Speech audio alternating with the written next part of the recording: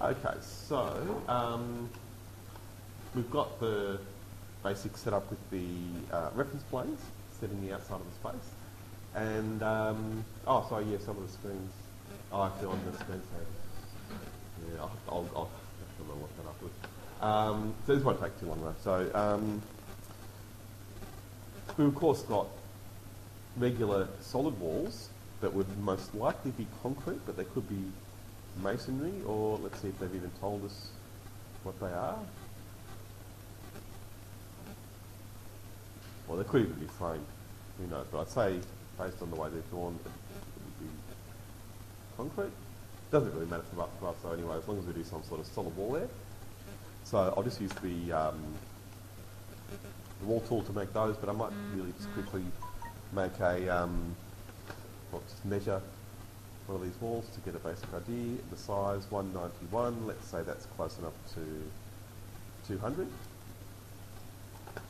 So with the wall tool, I'll just use the generic 200mm wall, make sure the height is set to, I think I'll just go to ceiling 2 for now, and then location line on finished face interior. And then I'm going to start on the intersection between my reference planes and then go around clockwise just to make it go in the right direction. In other words, the walls go to the outside of that reference plane. Here I'll just eyeball the location of that wall. Don't need to use reference planes for that really. And then coming up again, I'm happy just to trace that by eye. And coming across here, right, so this is a bit more involved and we might need to come back and fine tune this, but now again I will just trace the main wall, so they're looking at that hatched wall, avoiding all of the other things that have been added on top. And so then I'm going to stop here because we've got a column that we're going to come back and add afterwards. And then, well, there's going to be, again, some, well, quite a lot of detail that we'll need to look at there, and using columns, but then this looks like some sort of near-ball projection that should be a solid wall. So, again, I'm just going to do that by eye, and I want to trace, well, I just want to show you that I can trace the outside, so I'm going to start there. And obviously this wall's too thick, but I'll change the wall thickness in a moment. But here, I just want to show you that if instead we wanted to go on the inside, the wall's going the wrong way. But I actually do want to go on the inside. So I just showed you the other way first, going on the outside. Might seem like a better approach, especially if we, well, I will just change the wall thickness. I'll just go back to, say, generic 100mm. And then trace there, and it looks like it's going the right way, so that would seem like it's a good approach. And it's actually the wrong way to do it, because we've got the location line on finished face interior. So whenever you're drawing walls, you want to think about where that location line should be. So of course, the interior location line shouldn't be on the outside of this space. It should be on the inside. So the correct way to draw it, if I wanted to draw from the bottom, would be to still draw on the inside, since we've got finished face interior, come up, and then to flip it the other way, just use space. Okay, so that's the way you want to be thinking. Again, always think about which is the inside, which is the outside, and use the right location line setting for that. It does affect the way your walls behave, especially when you put windows and things like that into them. So then I'll do another one, and actually I might just copy this wall so that it's the same. So I'm going to just select the wall, use copy, and then bring that down to get my other mid wall at the bottom, which I'll just line up with my reference plane. And then, well, maybe I'll show you how to continue and put this other wall in. I could have done it from the other end, but I want to show you from this end again, just to reinforce that idea of working with the location line. So back to the wall tool, and then generic 200mm. And here I want to go from this point. This might make it a bit clearer why I did it the way I did. So here from this endpoint, coming across, and it's right what I'm doing because I want finished face interior. I want to draw on the inside face, but again the wall's going to the wrong side, so it's space to flip it. The general rule of thumb is if you're drawing anti-clockwise, you'll often need to use space to flip your wall.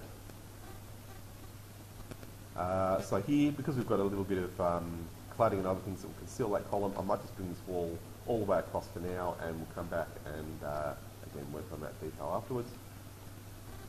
So I've got there now some sort of opening that I can then insert my curtain wall into, and I'll even just go back to the ground floor plan where I don't have the inserted image in the way, and now go back to the wall tool and then go to the type selector, that's what this is called, and choose that curtain wall 6mm thick glazing. Check that my heights are still okay. Actually, this is going to be higher, so I think we can go to ceiling 2 here. And some of those other walls will need to come up to that level as well, but we'll come back to that. And then I'm going to draw by snapping to the midpoint of this mid wall, which is actually coming up as an endpoint because there's a centre line there. And then I'm going to come up, and then you can see again the wall, well, it might not be obvious, but the wall is going to the wrong side there. Now here, it's not because of the location line really, because curtain walls don't give you the option of changing the location line. With curtain walls, you're always drawing the centre. But you'll still often need to flip the wall so that it's facing the right direction. And in this case, I can tell it's facing the wrong direction because the glass should always be closer to the outside. So that's why when you draw the curtain wall, you'll have the centre line, this is where you're drawing, and that's, of course, where my cursor is. So as I press space now, you can see the glass flipping either side of that centre line. So that's done, and now I can come up and find that other wall that I made, the mid wall, to give me the location of my curtain wall. There we are. So I've got a simple glass panel now. I go to a 3D view, and what happened with the levels? Did I choose? Oh, sorry, I did choose ceiling 2. That's a bit brain dead there. So there we are. So we've got our glass curtain wall, obviously. And then, even in this view, I can start dividing up the wall using grids. And here, again, it can help to look at the pattern maybe that we're trying to achieve. You can, of course, design your own storefront, and that's going to be part of your design, I'm sure. But for now, I might just try and replicate or create something similar to this curtain wall. So, we've got the grid line that goes all the way across there at the top, which I might start with.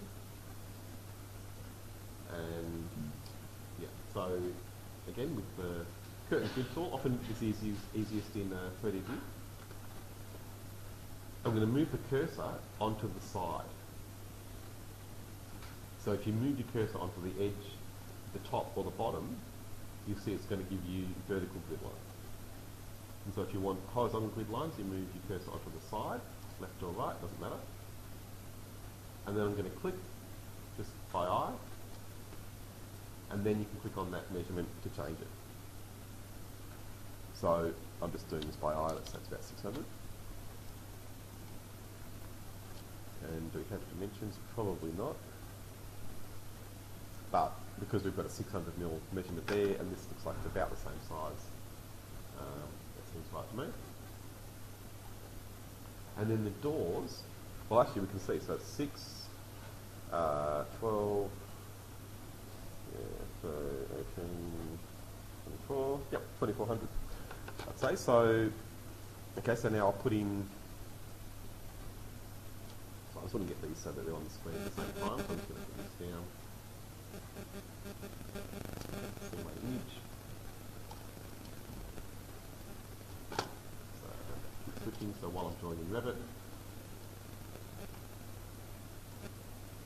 Okay, so I know my door needs to be 2400 high, but before I can put that in, I'm going to go up and change this option here, which is on all segments, to one segment.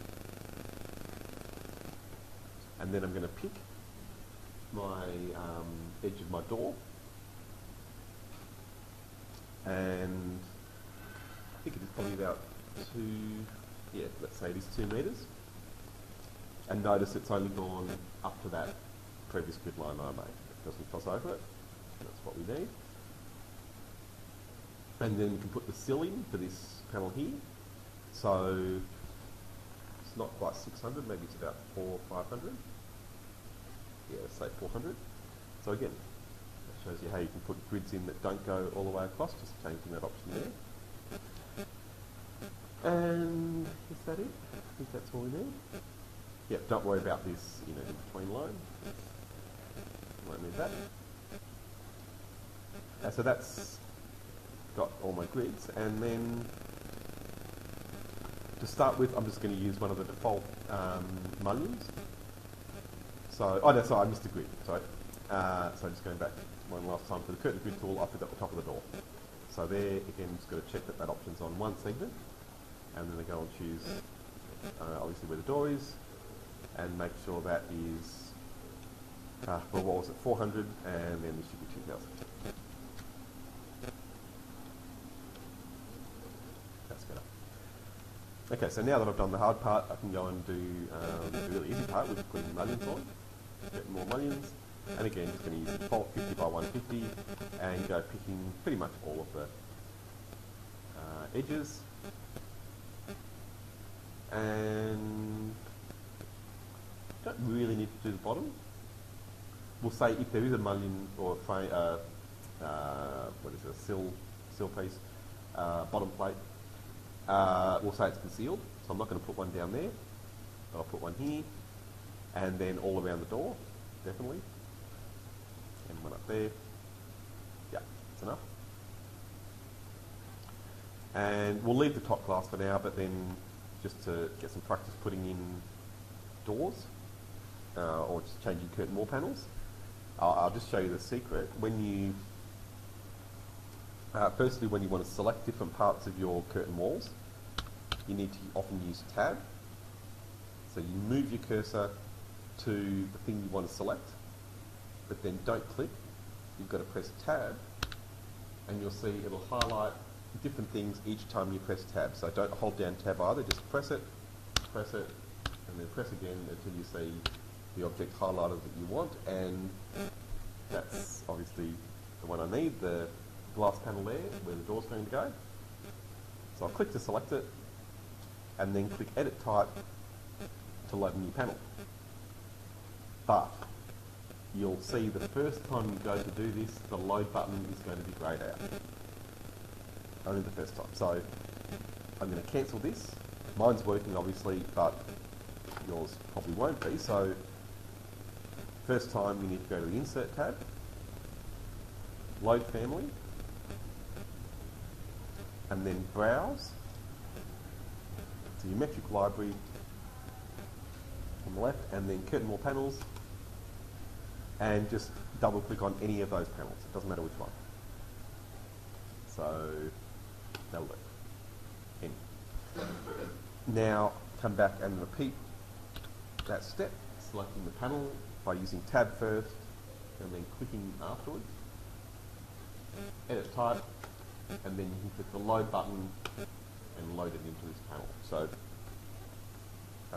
the one I really want is a double door that's got a frame. I don't really want the push bars, so yeah, I think double glass door, double glass frame is the closest to this one over here. Unless there's another one that's, yeah, there are plenty of others I can show you later. Oh, this one, sorry, this is the one I want. Curtain wall store front double. Slightly. Yep, that's it. And then, okay, there's our double door. That'll be good enough for now. I think my proportions are slightly out, so maybe as a final thing, just to show you how to adjust this if you want to make some changes. Now I want to bring this mullion, or it's really a transom, down So in Revit, all the frames are called mullions, but in technical terms, in the curtain wall, that piece going across would be called a transom. So to move that, I've got to use Tab again and press it a few times until I see it highlight the curtain grid. And you often won't see the grid all that clearly, even in your view. So the secret there is to watch the status bar down the bottom left here.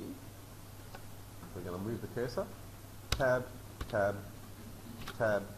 There we are. So it's telling me down the bottom left now, curtain wall grids. So I know then I can select it. And then I want to bring this down, so maybe I'll make that 700. Yeah, that looks better. There we are. So that should be enough to get you started with curtain walls. Practice them, and there'll be a good chance that you'll need to use curtain walls for part of your design proposal.